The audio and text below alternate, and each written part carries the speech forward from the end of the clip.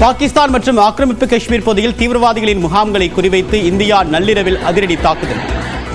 Operation Sindoor என்ற பெயரிலான தாக்குதலில் 26 தீவிரவாதிகள் பலி, 60க்கும் மேற்பட்டோர் காயமடைந்ததாக தகவல்.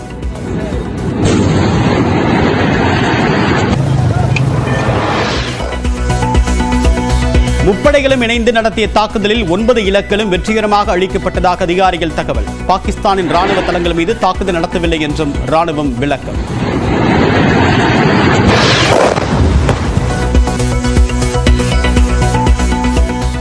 லஷ்கர்-இ தொய்பா மற்றும் ஜெய்ஷ்-இ முகமது தீவிரவாத அமைப்புகளின் தலைமையகங்களை அழித்தது இந்திய ராணுவம். எல்லை கட்டுப்பாட்டு கோட்டு பகுதிகளிலும் பாகிஸ்தான் ராணுவத்திற்கு பதிலடி.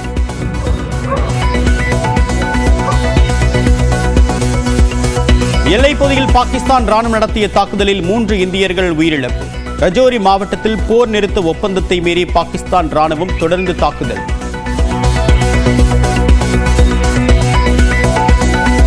இந்தியாவின் ஆபரேஷன் சிந்தூர் குறித்து மகிழ்ச்சி தெரிவிக்கும் காஷ்மீர் மக்கள். பாரத் மாதா கி ஜெய், இந்திய ராணுவம் வாழ்க என்று முழக்கம்.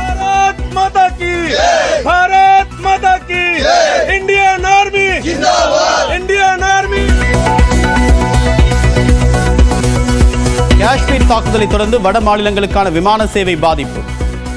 தர்மசாலா, லே, ஜம்மு, ஸ்ரீநகர், அமிர்தசரஸ் உள்ளிட்ட விமான நிலையங்கள் மூடல். அதிரடி நடவடிக்கை குறித்து அமெரிக்கா, பிரிட்டன், சவுதி அரேபியா, ஐக்கிய அரபு அமீரகம், ரஷ்யா உள்ளிட்ட நாடுகளிடம் இந்தியா விளக்கம். இந்தியா பாகிஸ்தான் பிரச்சினை விரைவில் முடிவுக்கு வரும் என்று அமெரிக்க அதிபர் ட்ரம்ப் நம்பிக்கை.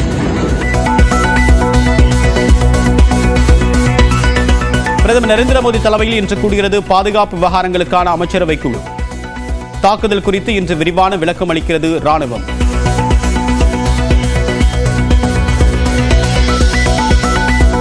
ஆபரேஷன் சிந்தூர் தொடர்பாக 10 மணிக்கு செய்தியாளர் சந்திப்பு. என்ன நடந்தது என்பதை விரிவாக எடுத்துரைக்க உள்ளதாக மத்திய அரசு அறிவிப்பு. ஆபரேஷன் சிந்தூர் திட்டத்தை முழுமையாக கண்காணித்த பிரதமர் நரேந்திர மோடி 9 நிலைகளின் மீதும் தாக்குதல் நிகழ்வதை தொடர்ந்து கண்காணித்ததாக தகவல்.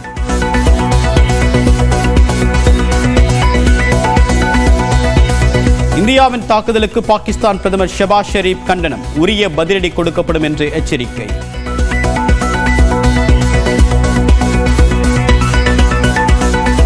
போர் பதற்றத்தை எதிர்கொள்ள நாடு முழுவதுமாக 259 இடங்களில் இன்று பாதுகாப்பு ஒத்திகை. மாலை 4 மணி முதல் நடத்த ஏற்பாடு. தமிழ்நாட்டில் சென்னை துறைமுகம், கல்பாக்கம் அணுமின் நிலையம் ஆகிய இடங்களில் இன்று பாதுகாப்பு ஒத்திகை. மக்கள் அச்சம் கொள்ள தேவையில்லை என்று மாநில பேரிடர் மேலாண்மை ஆணையம் வேண்டுகோள்.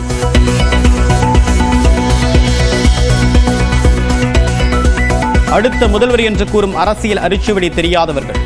நடிகர் விஜய் குறித்து முதலமைச்சர் மு க ஸ்டாலின் மறைமுகமாக விமர்சனம்.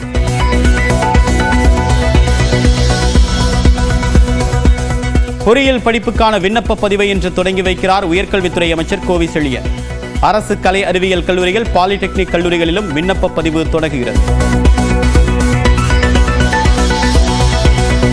சென்னை, மதுரை, கோவை உள்ளிட்ட தமிழ்நாட்டின் பல்வேறு பகுதிகளிலும் கனமழை. சேலத்தில் ஆலங்கட்டி மழை பெய்த நிலையில் வேலூர், விருதுநகர் உள்ளிட்ட பகுதிகளில் மின் விநியோகம் நிறுத்தம்.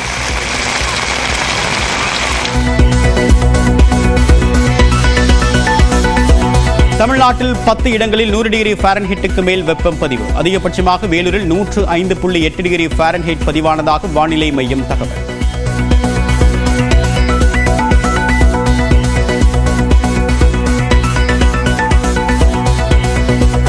பாகிஸ்தான் ஆக்கிரமிப்பு காஷ்மீர் பகுதியில் ஆபரேஷன் சிந்தூர் என்ற சர்ஜிக்கல் ஸ்ட்ரைக்கை இந்தியா நடத்தியிருக்கிறது. தீவிரவாதிகளின் முகாம்கள் மீது நடத்தப்பட்டிருக்கும் இந்த தாக்குதலில் 17 தீவிரவாதிகள் உயிரிழந்திருப்பதாகவும் 60க்கும் மேற்பட்டோர் காயமடைந்திருப்பதாகவும் தகவல்கள் தெரிவிக்கின்றன.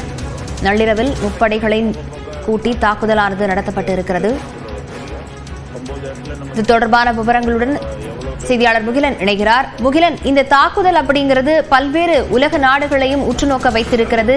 அடுத்த கட்ட நகர்வுகள் பாகிஸ்தான் இதற்கு என்ன பதிலடி கொடுக்க போகிறது? ஏன்னா நாங்கள் இதற்கு பதிலடி கொடுப்போம் அப்படின்னு ஷெபாஸ் ஷெரீப் தெரிவித்திருக்கிறார். இந்தியா என்ன மாதிரியான நடவடிக்கைகளை எடுக்கவிருக்கிறது? விவரங்கள். லாவண்யா, அதாவது இந்த 9 இடங்கள் தற்போது பாதுகாப்பு படையினர் தாக்குதல் நடத்தியிருக்கின்றனர். அந்த தாக்குதலில் வெற்றி அடைந்திருப்பதாகவும் தற்போது பாதுகாப்பு படையினர் தெரிவித்திருக்கின்றனர். மிக முக்கியமாக முக்கியமாக இந்த தாக்குதல்கள் எவ்வாறு நடைபெற்றது என்பது தொடர்பான அந்த பிரத்யேக தகவல் தற்போது நியூஸ் 18க்கு கிடைத்திருக்கிறது. கடந்த ஒரு வாரங்களுக்கு மேலாகவே பல்வேறு கட்டங்களில் ஆலோசனையானது நடைபெற்றது. முப்படை தளபதிகளும் பிரதமரை தனித்தனியாக சந்தித்து தங்கள் முன்னாடி இருக்கக்கூடிய வாய்ப்புகள் என்ன, தாங்கள் எப்படி இந்த தாக்குதலை மேற்கொள்ளலாம் போன்ற பல தகவல்களை தொடர்ந்து பிரதமரிடம் அவர்கள் முன்னாடி இருக்கக்கூடிய வாய்ப்புகள் என்ன என்பதை அவர்கள் தெரிவித்து வந்தனர். நேற்று மட்டும் குறிப்பிடத்தக்க வகையில் அதாவது 24 மணி நேரத்தில் 2 முறை தேசிய பாதுகாப்பு ஆலோசகர் பிரதமரை அவர் இல்லத்தில் சந்தித்தார். அவர் இந்த தாக்குதல் அதாவது அடுத்த கட்ட நடவடிக்கைகள் என்னென்ன நடவடிக்கைகள் எடுக்க வேண்டும் போன்ற தகவல்களை அவர் பிரதமரிடம் கூறியதாக தற்போது தகவல் வெளியாகிருக்கிறது. மிக முக்கியமாக தேசிய பாதுகாப்பு ஆலோசகர் அஜித் தவல் தான் இந்த தாக்குதலுக்கு தலைமை தாங்கி நடத்தியதாக தற்போது தகவல் வெளியாகிருக்கிறது.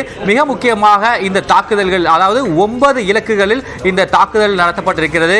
இந்த தாக்குதலுக்கு அதாவது துல்லியமாக தாக்கக்கூடிய அதிநவீன குண்டுகளை பயன்படுத்தியிருக்கின்றன. மிக முக்கியமாக நாம் மனதில் வைத்துக் கொள்ள வேண்டியது இந்த முறை இந்த பாதுகாப்பு படையினர் இந்திய எல்லையை தாண்டவில்லை. இந்திய பகுதிகளில் இருந்தே இந்த 9 இலக்குகளையும் தாக்கி அளித்திருக்கின்றன. இதற்கு அதிநவீன அதாவது துல்லியமாக பிரிசிஷன் வெப்பன் என்று சொல்வார்கள், துல்லியமாக தாக்கக்கூடிய அந்த அதிநவீன குண்டுகளை பயன்படுத்தி இந்த தாக்குதலானது நடைபெற்றிருப்பதாக தகவல் வெளியாகிருக்கிறது.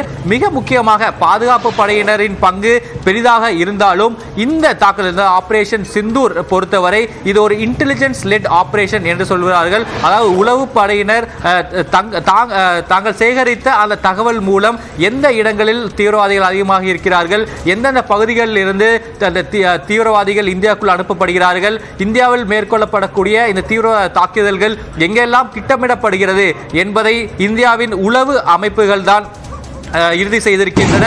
அந்த இறுதி செய்யப்பட்ட பட்டியலானது தேசிய பாதுகாப்பு ஆலோசகர் அஜித் தோவலிடம் பகிரப்படுகிறது. அஜித் தோவல் ஒரு இறுதி முடிவை எடுக்கிறார். அதாவது அவர்கள் கொடுத்த பட்டியலில் எங்கெங்கு தாக்குதலை நடத்த வேண்டும் என்பதை தேசிய பாதுகாப்பு ஆலோசகர் உறுதி செய்கிறார்.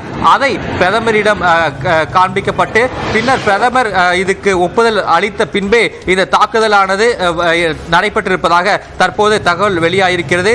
அதே போல இந்த தாக்குதல் பொறுத்தவரை அதாவது நாம் நேற்று முழுவதுமே பார்த்திருக்கிறோம். போர் ஒத்திகை தொடர்பான அந்த செய்திகள் தான் தொடர்ந்து வெளிவந்த வண்ணம் இருந்தன.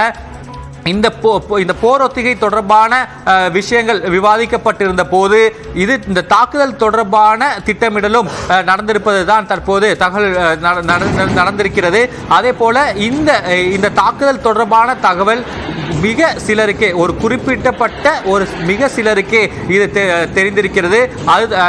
அதை அடுத்து இதுக்கென்றே ஒரு பிரத்யேகமான ஒரு கண்ட்ரோல் ரூமும் அமைக்கப்பட்டு வெகு சிலருக்கே இந்த தாக்குதல் எப்போது எங்கு நடத்தப்படுகிறது, எதன் மூலம் நடத்தப்படுகிறது, இந்த தாக்குதலில் யாரெல்லாம் பங்கேற்க போகிறார்கள் என்ற அந்த பிரத்யேக தகவலானது பகிரப்பட்டு இந்த தகவல் இந்த தாக்குதலானது நடைபெற்றிருக்கிறது. நேற்று சுமார் அதாவது 1.5 மணிக்கு மேலாக இந்த தாக்குதலானது பாகிஸ்தான் மீது நடத்தப்பட்டிருக்கிறது.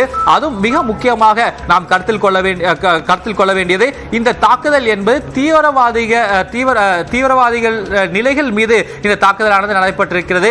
பொதுமக்கள் பகுதிகளிலோ அல்லது பாகிஸ்தானின் ராணுவ அமைப்புகள் மீதோ இந்த தாக்குதலானது நடைபெறவில்லை.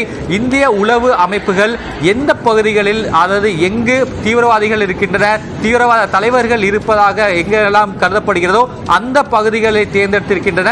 அதைத் தொடர்ந்து அந்த பகுதிகளில் மட்டுமே தாக்குதலானது நடைபெற்றிருக்கிறது. மிக மிக முக்கியமாக முர்டிகே மற்றும் பாவல்பூர் இந்த 2 பகுதிகளில் தான் ஜெய்ஷே முகமது மற்றும் லஷ்கர் தொய்பா ஆகிய 2 தீவிரவாத அமைப்புகள் செயல்பட்டு வருகின்றன. அவர்களது தலைமையகமும் அதாவது முர்டிகே மற்றும் பாவல்பூர் ஆகிய பகுதிகளில் தான் இருக்கிறது. மிக முக்கியமாக ஹபீஸ் சையத் மற்றும் மசூத் அசார் இந்த 2 தீவிரவாத தலைவர்களுமே இந்த பகுதிகளில் இருந்துதான் அவர்கள் இந்தியா மீது தாக்குதல் நடத்துவதற்கான திட்டமிடல் மற்றும் தீவிரவாதிகளை அனுப்பக்கூடிய அந்த திட்டங்கள் ஆகியவற்றை செய்து வருகின்றனர். குறிப்பாக மசூத் அசார் நடத்தக்கூடிய அந்த மദ്രാസா மீதும் தற்போது இந்த தாக்குதலானது நடைபெற்றிருக்கிறது. இந்த 9 இலக்குகளில் 8 இலக்குகள் மദ്രാസാக்கள் தான் என்றுதான் கூறப்படுகிறது. தற்போது இந்திய பாதுகாப்பு படையினர் எங்கு தாக்குதலை நடத்த வேண்டும் என்று திட்டமிட்டனரோ அந்த இடத்தை துல்லியமாக தாக்கி அந்த 9 9 நிலைகளும் திட்டமிட்டபடி அளித்திருப்பதாகத்தான் தற்போது முக்கிய தகவல், இந்த பிரத்யேக தகவல் தற்போது நியூஸ் 18 தமிழ்நாடுக்கு கிடைத்திருக்கிறது. லாவண்யா, முகிலன், நிச்சயமாக பெஹல்கம் தாக்குதலுக்கு ஒரு பதிலடி கொடுக்கும் விதமாகத்தான் இந்த 9 இடங்கள்ல ஆபரேஷன் சிந்தூர் அப்படிங்கிற தாக்குதல் நடத்தப்பட்டிருக்கிறது. குறிப்பாக இது வார் கிடையாது, தீவிரவாதிகளை நோக்கிதான் இந்த தாக்குதல்கள் நடத்தப்பட்டிருக்கிறது அப்படின்னு நம்ம முன்னாலே பேசியிருந்த ஓய்வு பெற்ற ராணுவ அதிகாரிகள்லாம் கூறியிருந்தாங்க. இந்த நிலையில அடுத்ததாக பாகிஸ்தான் இந்த வாரா எடுத்துக்குமா அடுத்தது? ஏன்னா அவங்களுக்கு எக்கனாமிக்கல் கிரைசிஸ்க்கு இடையில இதை அவங்க எப்படி வாரா கொண்டு போவாங்களா அப்படிங்கிற எதிர்பார்ப்புகளும் கேள்விகளும் முன்வைக்கப்பட்டிருக்கிறது சந்தேகிக்கப்படும் வகையில. இதை நம்ம எப்படி எடுத்துக்க வேண்டியது இருக்கு? ஏன்னா இந்தியாவும் அமெரிக்கா, ரஷ்யா உள்ளிட்ட நாடுகளுக்கு இந்த தாக்குதல் குறித்த விளக்கத்தையும் அளித்திருக்கிறது இல்லையா முகிலன்? கண்டிப்பா லாவண்யா, அதாவது நாம் இந்த தாக்குதல் வெளிவந்ததிலிருந்து நியூஸ் 18 தமிழ்நாடு பல்வேறு ஓய்வு பெற்ற ராணுவ அதிகாரிகளோடும் மற்ற பாதுகாப்பு படை அதிகாரிகளோடும் தொடர்ந்து நாம் பேசி வருகிறோம். அவர்கள் தெரிவிக்கக்கூடிய கருத்து இது ஒரு போராக கருத முடியாது. ஏனென்றால் இந்த தாக்குதல் என்பது பொதுமக்கள் மீதோ அல்லது அந்த பாகிஸ்தான் அரசின் நிலைகள் மீதோ எந்த தாக்குதலையும் நடத்தவில்லை. இது முழுவதும் தீவிரவாதிக நிலைகள் மீது மட்டுமே இந்த தாக்குதல் நடத்தப்பட்டிருக்கிறது. இது ஒரு டெரரிஸ்ட் ஆபரேஷனாகத்தான் பார்க்க வேண்டும். இதற்கு பாகிஸ்தான் எவ்வாறு, அதாவது அதிகாரப்பூர்வமாக அவர்கள் இதற்கு எவ்வாறு இதுக்கு பதில் கூறப்போகிறார்கள் என்பதை நாம் பார்க்க வேண்டும் என்றும் தெரிவித்திருந்தனர். பாகிஸ்தான் ஏற்கனவே தங்களது கண்டனத்தை தெரிவித்திருக்கிறது. ஆனால் பாகிஸ்தான் ஏதேனும் ராணுவ நடவடிக்கையில் ஈடுபடுவார்களா என்பது ஒரு மிகப்பெரிய கேள்வியாக இருப்பதாகத்தான் பல்வேறு இந்த பாதுகாப்பு படை அதிகாரிகளும் தெரிவித்திருக்கின்றனர். ஏற்கனவே கூறியதுபடி இது ஒரு தீவிரவாத நிலைகள் மீது மட்டுமே நடத்தப்பட்ட தாக்குதல். அதனால் இது ஒரு போராக கருத முடியாது என்றும் தற்போது பல்வேறு பாதுகாப்பு படையினர் ஓய்வு பெற்ற அதிகாரிகளும் தெரிவிக்கின்றனர். மிக முக்கியமாக இந்த தாக்குதல் நடந்ததிலிருந்து பாகிஸ்தான் பகுதிகளில் இருந்து எல்லை பகுதிகள், அதாவது இந்திய எல்லை பகுதியில் ஜம்மு காஷ்மீர் பகுதிகளில் பொதுமக்கள் வசிக்கக்கூடிய பகுதிகள் மீது இந்த ஆர்ட்டிலரி ஷெல்ஸ் என்று சொல்வார்கள், அதை பயன்படுத்தி இந்த தற்போது தாக்குதலில் ஈடுபட்டு வருவதாக தெரிவிக்கின்றனர். பகல்காம் தாக்குதலை தொடர்ந்து நாம் பார்த்து வருகிறோம். தொடர்ந்து சுமார் ஒரு கடந்த 12 நாட்களுக்கு மேலாக தொடர்ந்து அவர்கள் அந்த சீஸ்ஃபயர் வயலேஷனில் ஈடுபட்டு வருகின்றனர். பல்வேறு பகுதிகளில் குறைந்தது, அதாவது தினமும் காலை சுமார் ஒரு 12 பாயிண்ட்ஸ்ல இருந்து அவங்க அந்த ஸ்மால் வெப்பன்ஸை பயன்படுத்தி அந்த சீஸ்ஃபயர் வயலேஷனில் ஈடுபட்டு வந்தாங்க. ஆனால் இன்று காலை அவர்கள் அந்த ஆர்ட்டிலரி ஷெல்ஸ் பயன்படுத்தி இந்த எல்லை பகுதிகளில், அதாவது இந்தியாவுக்கு உட்பட்ட அந்த எல்லை பகுதியில் பொதுமக்கள் வசிக்கும் பகுதிகளில் அந்த தாக்குதலில் அவர்கள் ஈடுபட்டு வரக்கூடிய அந்த தகவலும் வெளியாயிருக்கிறது. இது தொடர்பான காட்சிகளையும் நாம் வெளியிட்டு வருகிறோம். இதில் இந்தியர்கள் பலரும் காயமடைந்திருக்கின்றனர். அவர்களும் மருத்துவமனைக்கு அனுமதிக்கப்பட்டு சிகிச்சை பெற்று வருகின்றனர். இனி இந்தியாவும் இதற்கு பதிலடி தரும் என்றும் எதிர்பார்க்கப்படுகிறது. லாவண்யா, முகிலன், குறிப்பாக இந்த தாக்குதலை தொடர்ந்து, சர்ஜிக்கல் ஸ்ட்ரைக்கை தொடர்ந்து அடுத்ததாக இந்திய அட்மினிஸ்ட்ரேட் காஷ்மீர் ஆகட்டும் இல்ல பஞ்சாப் ஆகட்டும், இந்த மாதிரியான எல்லை பாதுகாப்பு பகுதிகளில் எந்த மாதிரியான பாதுகாப்பு நடவடிக்கைகளை இந்தியா தரப்பிலிருந்து துரிதப்படுத்தப்படும்? லாவண்யா, நாம் ஏற்கனவே பார்த்திருக்கோம். இந்த போர் ஒத்திகையாக இருக்கட்டும் அல்லது அங்க இருக்கக்கூடிய அந்த பங்கர், எல்லை பகுதியில் இருக்கக்கூடிய பங்கர்ஸ் எல்லாமே கடந்த சில நாட்களில் புதுப்பிக்கப்பட்டது. ஏதேனும் தாக்குதல் நடக்கும் பட்சத்தில், அதாவது பாகிஸ்தான் அந்த ஒப்பந்தத்தை மீறி அவர்கள் தாக்குதலில் ஈடுபடும் போது அங்கு மக்களை காப்பாற்றி, எதுவும் ஆபத்தில்லாமல் காப்பாற்றுவதற்காக அந்த பங்கர்கள் எல்லாம் அங்கு புதுப்பிக்கப்பட்டது. அதே போல பாதுகாப்பு படையினரும் முழு தயார் நிலையில் வைக்கப்பட்டிருக்கின்றன.